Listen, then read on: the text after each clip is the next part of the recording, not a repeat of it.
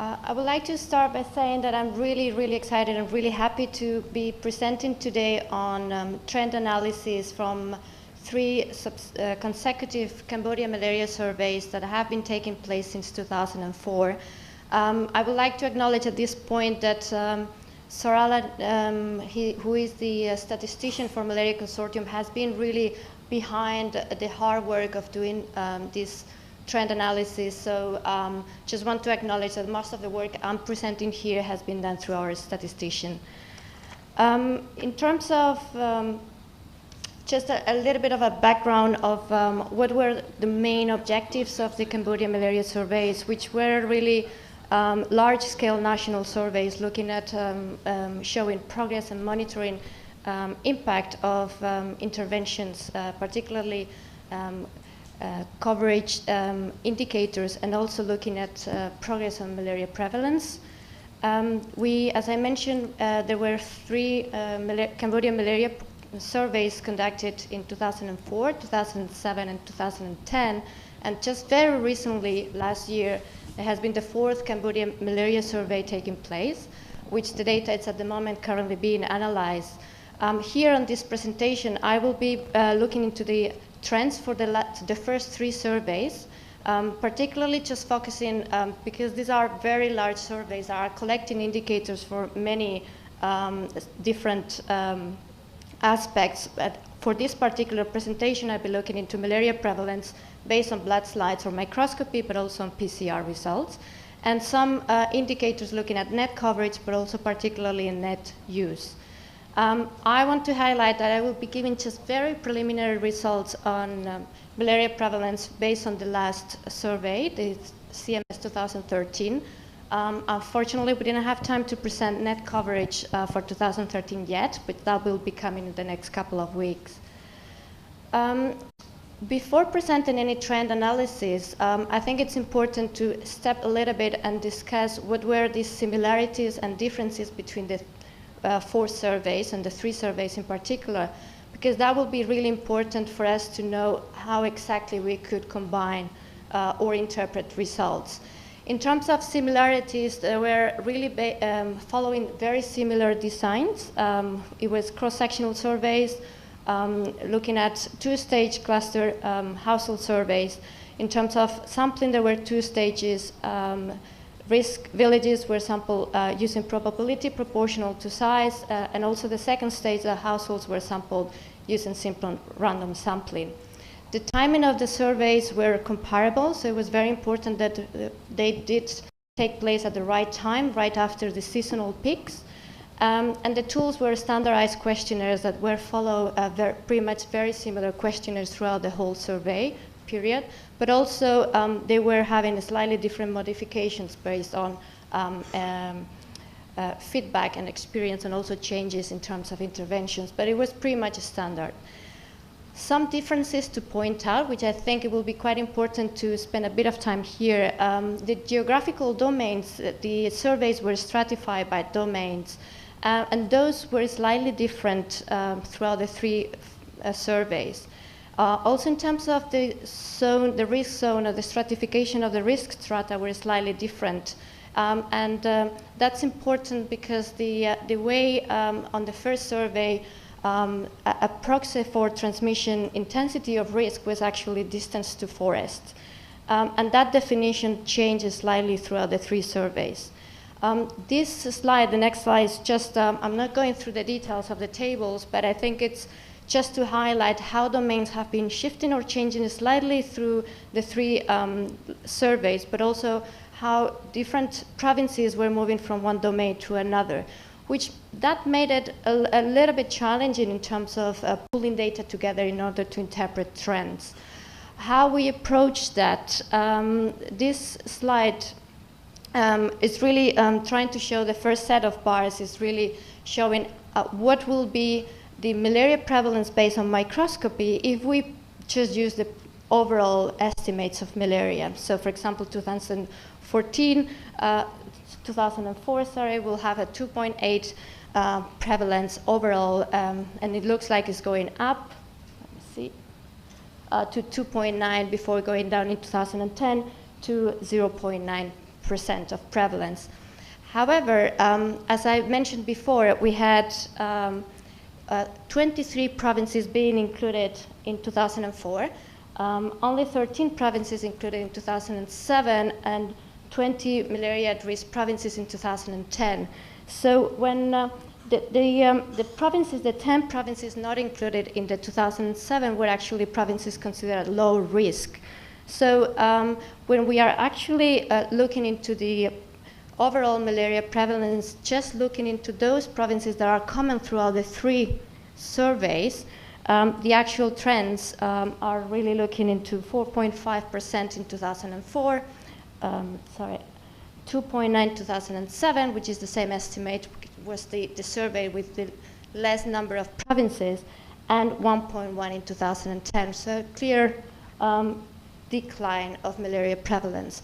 And this is just to highlight the importance of ensuring that we were really comparing apples with apples and really the same provinces through the trend analysis. Just very briefly, this is more of some of the very preliminary data in 2013, and it's based only on the first reading of microscopy. We only found 14 positive slides at the moment. We are waiting, of course, for the PCR results, which will give us full picture.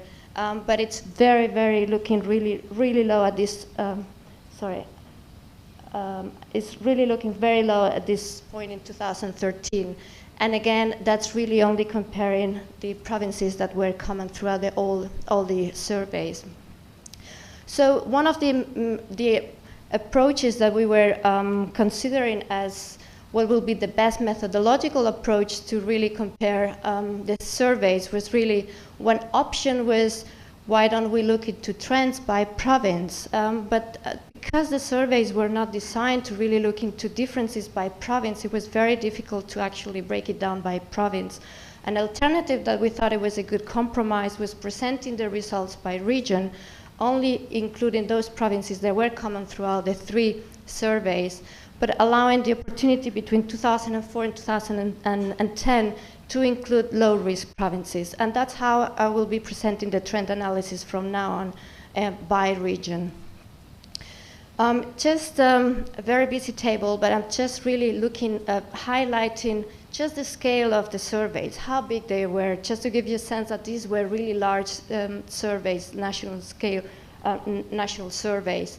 We have between 3,000 or 500 households being sampled each time, which in terms of samples for analysis of microscopy at PCR, we were talking approximately with between 8,000 and 9,000 slides, but also roughly between 600 and 9,000 samples for PCR results. We didn't have samples collected or dry blood spots for PCR in 2004, and that data is not available. Just again, another important consideration for the trend analysis was the how we were defining malaria at-risk villages and that proximity to forest. There were slightly different definitions in the 2 surveys, first surveys, compared to the last one. And the data is being presented at this point. It's just combining the 3 risk zones, which were defined as less than 250 or 500 meters from forest, between 200 and more than 500 meters to 1 kilometer and 1 to 2 kilometers for risk zone 3. For this particular trend analysis, we did not include villages between 2 to 5 kilometers, mainly because it was only available on 1 survey at the moment. The next set of graphs are showing the trends of malaria prevalence by region. This is the eastern region of the country. You will see for the 3 slides that the scale or the y-axis will be changing. The eastern region in Cambodia tends to have the higher prevalence overall. When looking into the blue line, which is the overall prevalence by blood slide, it was clearly showing a statistically significant decline of prevalence. I think very importantly, that's the same pattern with PCR, but what I think it's quite important to highlight is the decline by species. So very clear declines of If you look at the green, Plasmodium falciparum over the 3 surveys and the 3 from 2004 to 2010, but not much difference, which was also not statistically significant, that was really a very clear decline on Plasmodium falciparum, but not on Vivax. And the same pattern was observed with PCR, even though we didn't have PCR in 2004. The same patterns were really seen for all the regions. So for Western region, much more marked decline from on prevalence, and please note that the scale is different. We have overall less prevalence in the Western region, but still very clear declines overall and very clear declines on Plasmodium falciparum, not so much on the last 2 years, particularly with Plasmodium vivax, which was not really showing any decline. Much harder to see with the central region. As I said, central region in 2007 was not included, no provinces on the central region. So we are only comparing from 2004 and 2007 and 10, and we didn't have any statistically significant differences in the prevalence on the central region. We didn't have PCR, so it was really 1-point estimate. I think this is really interesting to show that the moment we are breaking down overall trends by species, we see slightly different patterns, which has been quite successful for reducing Plasmodium falciparum, perhaps not so much in terms of Vivax. This slide it's a bit complicated to explain, but basically it's trying to see whether there are differences in the trends of malaria prevalence by risk zone, which was defined as proximity to forest. So the risk zone 1 was actually the closest to the forest, villages that were closest to the forest. We see declines overall with PCR, for example, on the eastern region, which are the blue lines, but very difficult to actually see what the patterns were, and they were not statistically significant when we were looking into microscopy. And then the next slide is really just showing the same for the other regions. Very difficult to explain or see any particularly trends here. I think there are potential explanations for that. One is the fact that risk zones were changing, and we were mixing zones 1 with zone 2. Also the fact that proximity to forest was out of date, was based in 2004, was perhaps not the best proxy for defining transmission intensity in this particular context. And just also the fact that these trend analyses were not really designed to pick up differences by risk zone. But I think in this particular case it was quite hard to find or see any differences in declines by risk zones. Just looking into now moving from malaria prevalence to coverage of bed nets and use of bed nets. As I already mentioned, we have been showing in the first section of the presentation just prevalence results. But for the eastern region, I think, which is again similar patterns for the 3 regions that we have seen in terms of coverage of any nets, the proportion of households owning nets or ITNs on long-lasting nets. It was already very high in terms of any nets. We know there is already a good culture of using conventional nets in Cambodia, but the increase of ownership of ITNs and long-lasting nets has increased significantly from 20% to 78%, or even 28% to 71%. That increase has been much more marked in the eastern region compared to other regions. So the eastern region at the moment is showing the highest coverage. We will be looking into the coverage of 2013, and that's our priority now. Just briefly touching on the use of nets, I think it's also quite, I'm particularly much more interested on how many people will use nets on the last night, on the day before. And again, there has been a very significant increase in the proportion of people using nets the night before. And similar patterns, which I will be going perhaps more quickly, but similar patterns were seen in the western region and also in the central region. As I mentioned before, the eastern region had significantly higher coverage and use compared to the western region.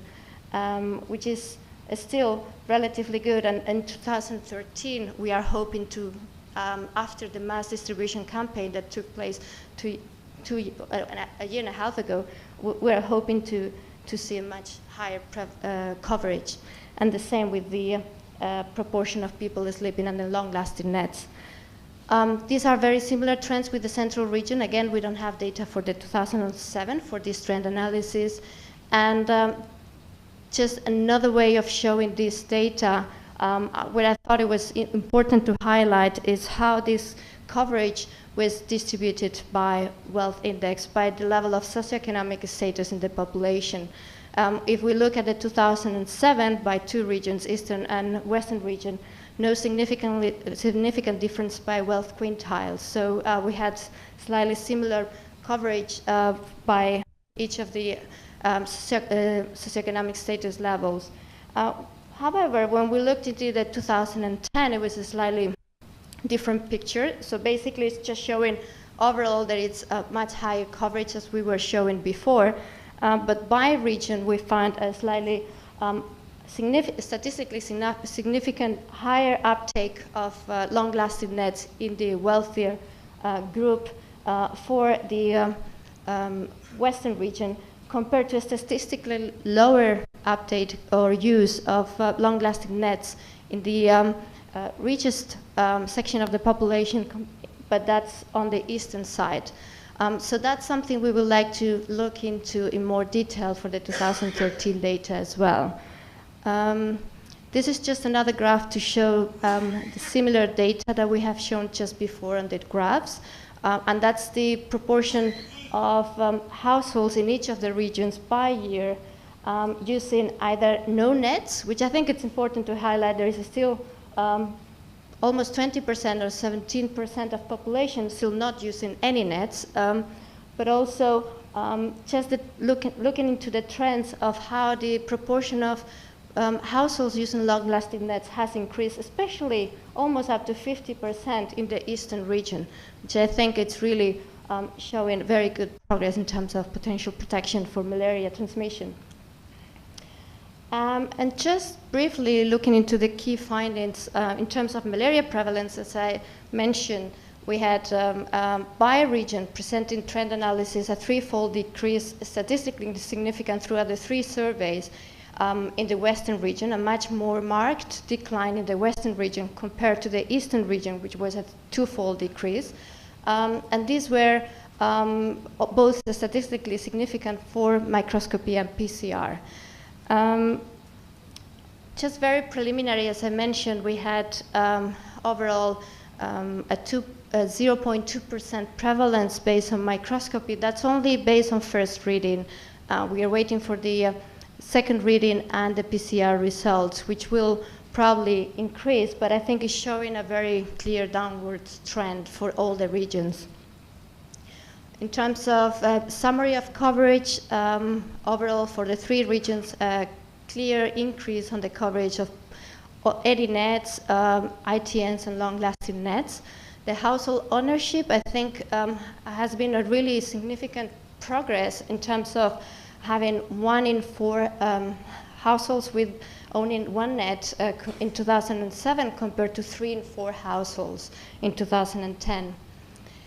Use by 2010 has increased even up to 50% in terms of ITNs, and that increase has been much more significant or marked in the eastern region compared to the western region. And just my last slide in terms of moving forward. As Malaria Consortium, we have been supporting monitoring and evaluation activities in the region, but I think in terms of looking at particular large-scale surveys, I think it will be very important to start paying attention to how we utilize these surveys to look at potential clustering of malaria cases, hotspots, and perhaps really start thinking about alternative M&E tools. It's becoming harder and harder to interpret trends when the transmission is so low and prevalence are really lower than 1%. So it's just bringing a healthy discussion on what alternatives we will be needing to keep on monitoring progress. And if we maintain large-scale surveys, we need to start thinking into standardization of methodologies and how we could support re-stratification of malaria risk so that we can account for trend analysis. So these are just some of the quick way forwards that Malaria Consortium will be quite interesting to keep on supporting in the region. And of course, my last slide, this has been a very detailed analytical work, but it would have not been possible without the support of all the partners that supported every single Cambodian malaria survey since 2004. Thank you very much.